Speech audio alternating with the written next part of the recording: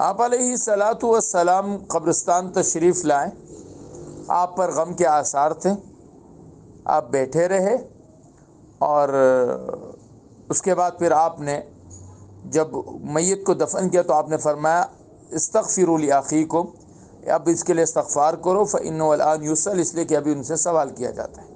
ہمارے یہاں بہت بڑی مصیبتیں ہیں، ایک مصیبت نہیں ہے، سب سے بڑی مصیبت ہمارے ہاں میت کی تدفین میں بلا وجہ کی تاخیر۔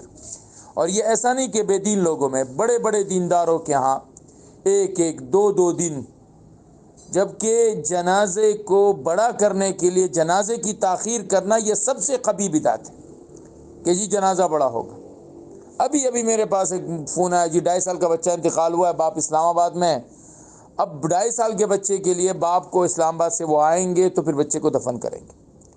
کل ایک صاحب کا فون آیا، میں تو غصہ بھی کر گیا ان کے اوپر کہ بھئی کون سی آپ لوگوں نے میت کو عذاب دے رہے ہو، اس کو غسل بھی دیں گے، کفن بھی دیں گے، اور پھر اس کے بعد ہم اس کو جا کے سرد خانے میں رکھیں گے۔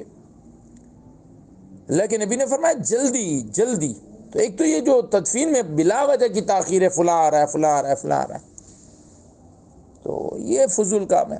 پھر اس کے بعد یہ جتنے بھی اعمال ہیں اس میں سے کوئی عمل ثابت نہیں ہے۔ سب سے بڑا عمل جو میت کے لیے وہ دعا کرنا، اے اللہ مغفرت فرما دے، کرم فرما دے، گناہوں کو نیکیوں سے تبدیل فرما دے، اے اللہ اس قبر کو ان کے لیے جنت کا باغیچہ فرما دے۔